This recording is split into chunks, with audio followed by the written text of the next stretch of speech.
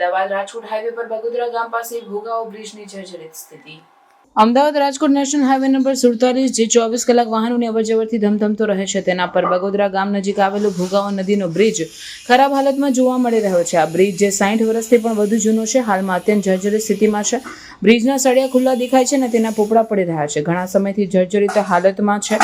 આ બ્રિજની લંબાઈ આશરે 3 કિલોમીટર છે અને તેના પર મોટા મોટા ખાડાઓ પડ્યા છે જેના કારણે ટ્રાફિક જામની સ્થિતિ સર્જાય છે. આ ખાડાઓથી વાહન ચાલકોને મુશ્કેલીનો સામનો કરવો પડે છે અને અકસ્માતનું જોખમ પણ વધે છે. નવા બ્રિજનું કામ ચાલુ છે પણ ગોકુળ ગતિએ ચાલી રહ્યું છે. આમ છતાં તંત્ર દ્વારા બ્રિજના સમારકામ અથવા નવીનીકરણ માટે કોઈ નોંધપાત્ર પગલાં લેવામાં આવ્યા નથી, જેનાથી તંત્રની ઉદાસીનતા પ્રકાશમાં આવે છે. જો આવી જર્જરિત સ્થિતિને કારણે મોટી દુર્ઘટના સર્જાય તો તેની જવાબદારી કોની હશે? જનતા અને વાહન ચાલકોની સલામતીને ધ્યાનમાં રાખીને તંત્રને તાત્કાલિક આ બ્રિજનું નિરીક્ષણ કરી જરૂરી સમારકામ અથવા ફેરબાંધણી કરવા માટે પગલાં લેવાની માંગ ઉઠી છે, જેથી ભવિષ્યમાં કોઈ અનિચ્છનીય ઘટના ટળી શકે.